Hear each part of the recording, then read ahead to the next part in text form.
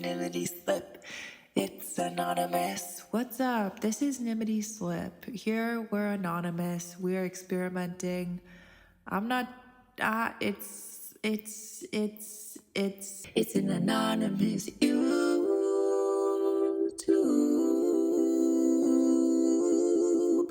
I've been thinking that I'm tired of playing a role. I've been thinking that I'm tired of having a name. I'm thinking,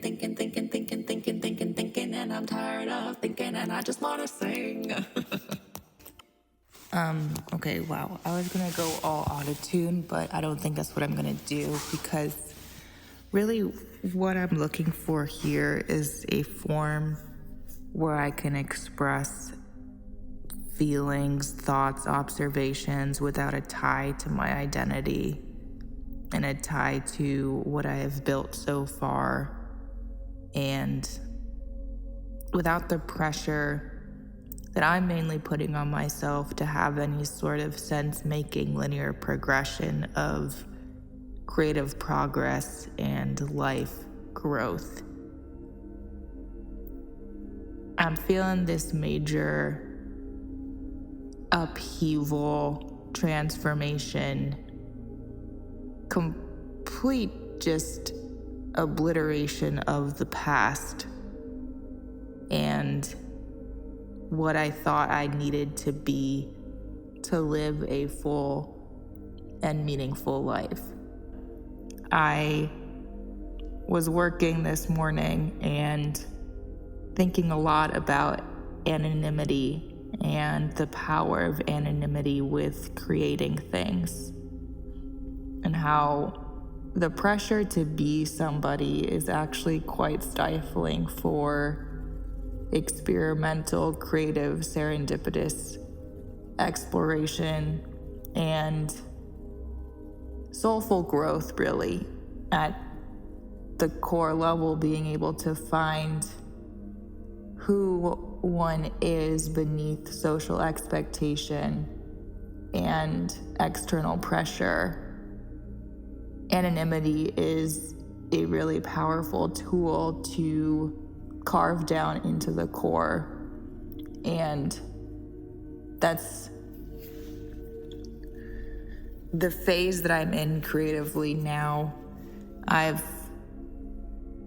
done a lot publicly, and I've tried to toggle between public, personal.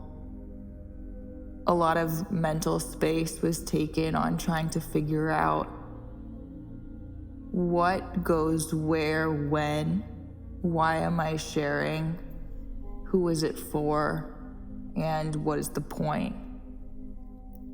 And a lot of my creative work, because I was raised to consistently think of others and how my life and work impacts the common good, and to consistently be serving others, was baked into how I was raised, to be of service. And that infiltrated the way that I created and the way that I shared,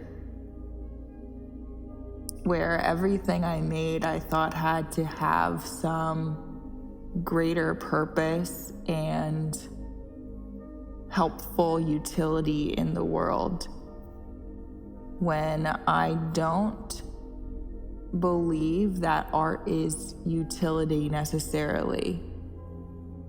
I believe that it is expression, it's difference materialized. The purpose is to see yourself so clearly, or be so committed to being present with the confusion and the uncertainty that you're willing to make something unknown, willing to make something that you don't know how it's going to impact the world, but you're going to make it. And of course, this can be taken to extremes, and I'm not talking about really majorly destructive and not thoughtful pieces of work that are just shot out into the into the social sphere with no regard for consequence or how it touches other people's lives. But I think for me, because I've been so taught to consistently consider others above what I need, this practice of anonymity is something that is really important. And the word nimity slip is a permission slip to be anonymous. And MIDI, I'm thinking, I like electronic music and I've been really interested in something like going down that path, but I don't consider myself a musician or really an artist at this point. I'm just interested in seeing how to play with these things without attaching it to a name, without people being like, oh, I hear you're making music now, or hey, you're working on any music, or what?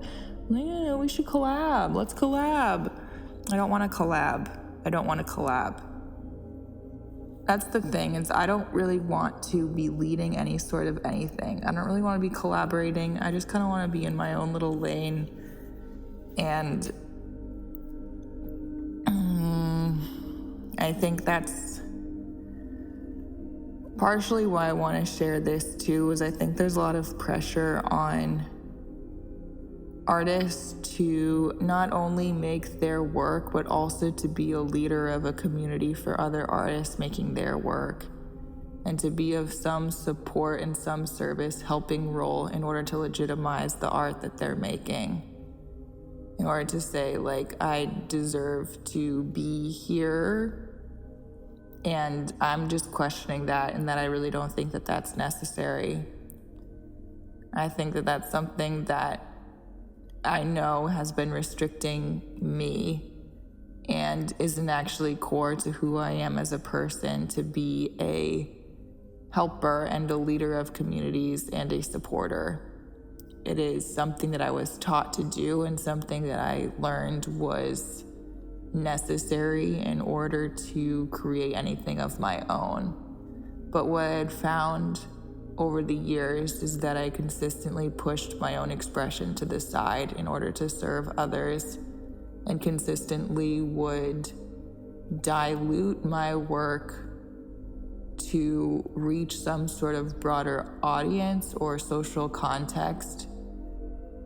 I am just in a place now of trusting that I am a part of this whole thing, that I exist within this global context, and being present for it and knowing that I care about people in the world is enough. That I don't need to prove to myself or anybody else that I am helpful or useful, because I think really at the bottom of that is this fear that if I'm not helping or supporting, I won't be supported. And I have experienced connections now where that's just not the case. Where simply showing up as myself at the core with really little to give. I'm in the middle of a deep transformation grief period. My dad just died after a really long time of dealing with terminal illness for about a decade, a bit more than that. And I am exhausted and in a very low support capacity space. As in, I'm not able to do the things that I thought that I'd be able to do at this point to support others. My whole business model and how I was going about life has been upended because I'm recognizing that I just don't have the energy to do that when I'm at my rawest. I don't have the ability to be helping or to be taking on other people's projects and playing a role of support for other people's creative dreams, or creating work to quote unquote empower others to direct people back to their own personal power. I don't have it. It feels inauthentic. And I think with this YouTube channel, I'm going to turn off the comments, not because I don't care, but because I don't have the capacity to run a group. I don't have the space to hold commenters, people who engage with this content in a way that is actually supportive or in integrity with the way that I want to show up to people. And I don't want to just have those comments sit in a void space, because I know how meaningful it is when you connect with something that really resonates on some level that's been hard to access for a while, and how important it is to have that loop kind of closed, to reach out and to have that met. I know that that's really important. And I can't do the meeting part at this time in my life. And rather than setting up a scenario where I'm this one speaking, broadcasting, and there's a platform where others are speaking into a void that I'm not reading or reaching and become overwhelmed with, I'm just going to shut down that whole aspect of things and hope to say that if this does connect and does hit something deep within you, my intent and hope with that is that you take that energy into your own creativity, because that is the main thing that I'm interested in, is how to direct our own energy back into what makes us feel most alive, and how to learn to contain our creative energy. Because when we are people who are highly open channels of creative influence, as in we are able to synthesize and absorb information that we're observing and translate it and output it in some tangible or sensible form, as in we can appeal to the senses: sound, taste, touch, smell, sight. Those sensible realities we can create based on what we're absorbing and observing. And that is an incredibly powerful skill to have and to access and to hone and to mold and direct. This is a container I'm creating for myself to redirect back into what makes me feel most alive, to express in a way that is within the bounds of my seasonal limits and my integrity, while focusing on what makes me feel most alive, because I want to be alive and I want to be here.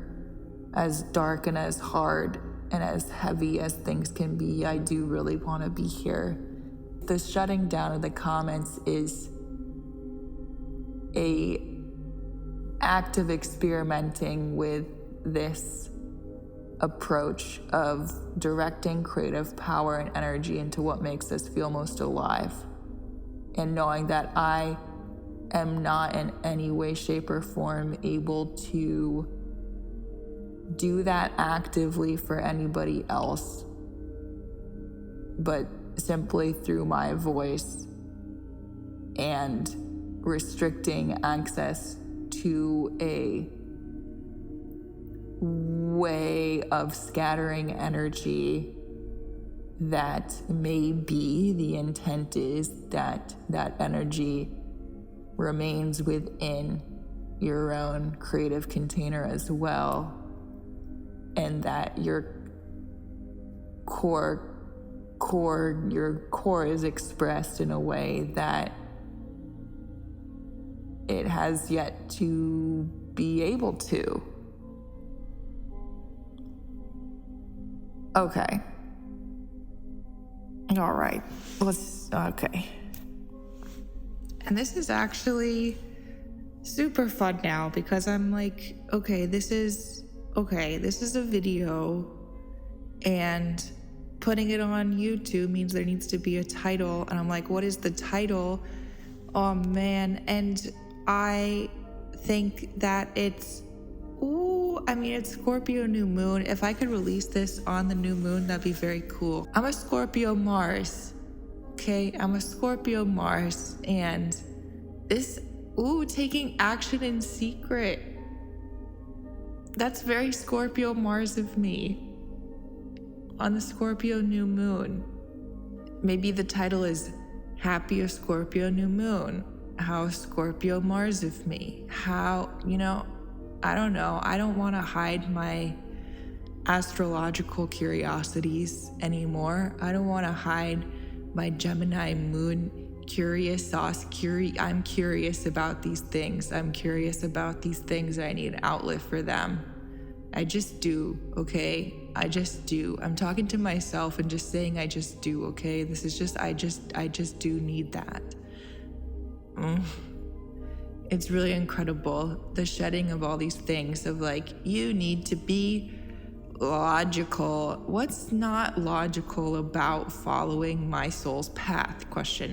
And is this, if I am a Gemini moon, and then, I'm going to embrace it. I'm going to embrace the deep need to analyze and to know and to express and communicate. And I have so many things in my third house of communication, and they're all in Libra, and the need to balance and the need to be to experience beauty. And dudes, like I just want to experiment here with what happens when I actually do what's in my, I don't love these words, but my soul's blueprint, okay? I'm like, if there is truly this soul's blueprint, because I'm not fully convinced, everybody, okay? I'm not fully convinced in any of this. None of it. I try things on and I see how it fits, and if it doesn't fit, it doesn't fit. But I'm trying this on where it's like, if I fully believe, yes, that at the time that I was born, things in the cosmic sphere impacted my current moment right now, my relationships, my career path, my money, my blah blah, creativity, etc., all these things that astrology impacts, and all these things that the planetary transits impact as well. And even when things like a Mercury retrograde, these retrogrades are not that the planets are actually moving in reverse, but just that it appears to be so. And that confuses me. And for a long time, I was like, okay, I kind of feel this, but how does it work? And maybe I'm suspending the disbelief to say, maybe I don't know how it works, but I know that it does something. I know that it has some sort of impact. And if I can learn my chart really well, and if I can really kind of see where I am within the rhythmic cosmic cycle, then maybe things feel more harmonious, and maybe I feel more at home and more belonging in this world, because the more of that is just kind of the better, and the more freedom, because the most valuable thing to me is creative freedom. And to have creative freedom, we need to feel like we belong in the world, to know that we're like accepted enough to take these creative risks that are necessary for creative freedom, and to be able to travel and to be mobile and also stable within stability and motion. That's my definition for wealth, is stability and motion. And I'm just kind of really trying to think, so if these things are things that I care about, what is the route to get there? And, I've tried other ones, and this is the route that I'm trying now. Anonymous, low capacity, not helping, trying some MIDI electronic things, maybe not a lot of pressure, just an open, contained channel for this kind of stuff, this questioning of spirituality and consciousness and creativity, and what is our part in all of it. And not our, because I'm not speaking for anybody other than myself. There are more than 8.5 billion people. I think it's 8.5 billion at this point. There might even be more. And I'm just one little person here. And I really appreciate brine shrimp, and I really appreciate cacti, and I love the desert, and I love being small and seeing huge expanses of landscapes, and knowing that even when it looks like life isn't living, life is extremely living. And what I love about saguaro cactus is that they bloom one time a year. And they don't even get to the blooming stage until about 70 years in. And that's just like, come on. I think those facts are right, but you could check them, if you could do whatever you want. But for the first 30-ish years of their life, saguaros look like they're doing nothing. They look like they're doing nothing. I mean, up until they're little babes. They're 15 years little babes. Up to 30, they're getting a little bit taller, but they don't even start to like shoot up until 40s, 50s, and then they grow their first arms around 70 to 100 years. And then at that point, like around then, I think is when they start blossoming and blooming. And literally when they do bloom, they only bloom for one day. Their blossoms bloom for one day. The pollinators come, they get their fill, they get everything they need, they move around, they pollinate the cacti, and then their blossoms, their blooms, they fall off. And they cluster, so they're in bloom for a little bit longer than one day because there's multiple blossoms, but that's an incredible thing. Like, I feel incredibly inspired by saguaro cactus. And I also feel incredibly inspired by desert brine shrimp in the white sands of New Mexico, where they exist underground for the majority of their lives, kind of dormant, super dormant. And then when the conditions are right, when rain falls, for a very brief period, they come out of the sand, they mate, they make more, and then they think they die, or they just become dormant again. But that's it for them. I'm incredibly inspired by that too. I'm incredibly inspired by desert seasons of life, monsoon seasons where there's a lot of heat, dryness, not much water. The environment needs to adapt. There are so many living things that are all relying on each other and working together to exist and to survive. Like, it's this brutal beauty that is just the most beautiful thing to me about the desert. And then when it rains sparsely here and there, but then all of a sudden there's monsoons, and it's just like massive rainfall where the cacti soak that up for a very long time. They soak it up for a long time, and then they house birds. They become shelter for rattlesnakes. They create these beautiful blossoms that are incredibly rich for the pollinators. They create fruits that are incredibly great. That's how I am. That's how I am designing my life, is to be a saguaro cactus. So, yes. Very slow growth, bursts of growth. Oh no, very slow growth, bursts of productivity, and the pollinators come to you, dude. Yes. Yes, yes, yes. Mistaking aspirations for capacity. This concept is blowing my mind. I feel like I see things in my brain, how my brain functions, to my greatest understanding at the moment, is that it's like a cyclone of context and core meaning.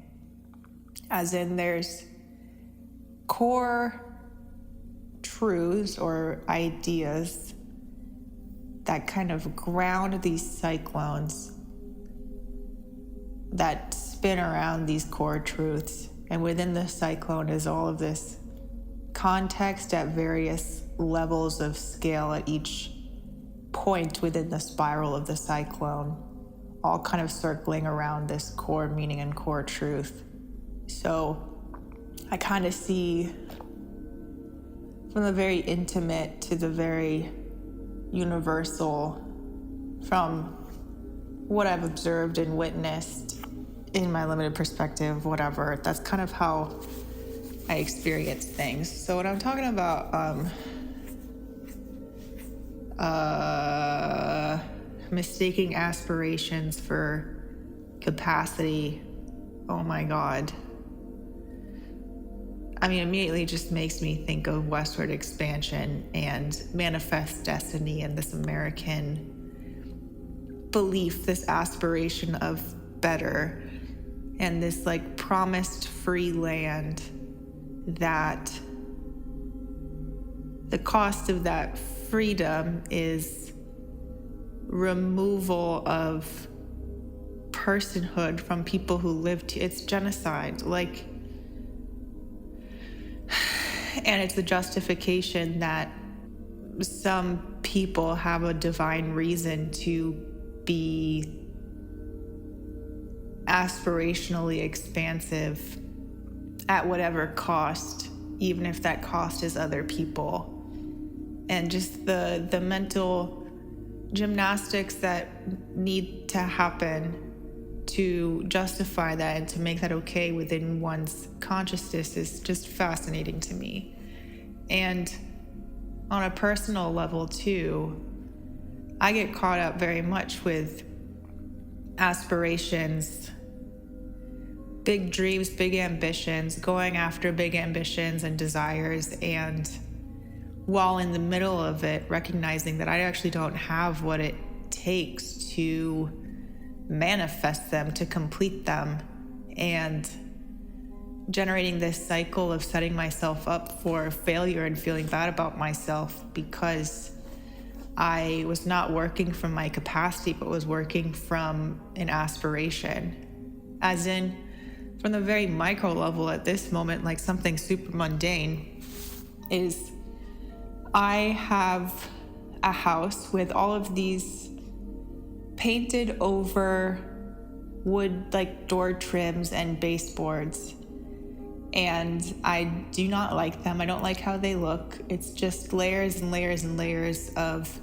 paint, and beneath them I could tell that there was wood with like a natural wood grain, and I really wanted to see what that looked like. And because I feel like I'm about to move in some way and I'm wanting to sell my house, I wanted to strip all of the paint. So I got kind of obsessed with infrared paint strippers because those can get to the bottom layer and heat up the wood, which releases the paint from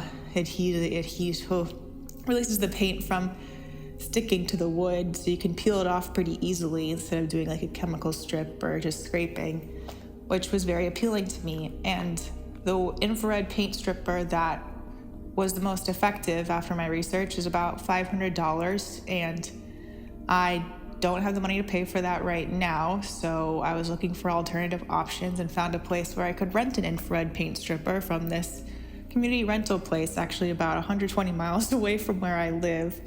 So I ended up taking a road trip with my partner over there, and we got it. And I rented it out for a week. And aspirationally, I was thinking that I can strip all of my home's window trims, oh man, my door trims and my baseboards, and I can do that all within a week. And I'm also working overnight shifts, and I'm grieving the death of my dad, and I'm just exhausted. I just got my period as well, and for some reason, aspirationally, I thought that that was possible, and I was moving from my aspiration and not moving from my capacity. And now I'm laying on the floor looking at like half-stripped baseboards and door frames, and it's Thursday, and I have this rental until Saturday, and I'm contemplating extending the rental and spending more money, or just returning it and cutting my losses. So, that's what I'm dealing with. Today is the 20th. I've been recording this thing over the course of a few days, and I do want to release this video. I think I'm just going to put some B-roll footage that I have in the back and just post it as is and let it be what it is, because I'm just posting into the void, and this is the capacity I have, and just my curiosity is what happens when I allow myself the space to express in this capacity, in this container. And the aspiration of this is, I don't know what the aspiration is. I mean, creative freedom is the main thing. And maybe it doesn't need to be anything more than that, just to exist. The aspiration is for this to exist, is to express and to exist. All right. I don't know how to close this, so I think maybe I'll just close it here. And if there's like an awkward transition from when I last recorded and a definite change in my voice and tone, then that's kind of the way it is. So, all right. So take care. Take care.